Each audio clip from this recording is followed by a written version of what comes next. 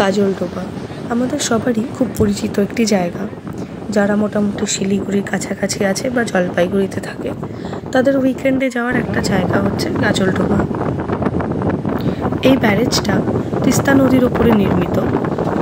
পাশেই রয়েছে বৈকুণ্ঠপুর ফরেস্ট, আর এখানে বার্ড ওয়াচিংও কিন্তু করা হয়, আর সাথে রয়েছে বোটিং করারও অপশন। এই ব্যারেজের দুটো পার্ট, একদিকে রয়েছে একটা মার্কেট প্লেস, যেখানে অনেক লোকের জমায়েত, চিৎকার, আনন্দ সব কিছু পাওয়া যায়।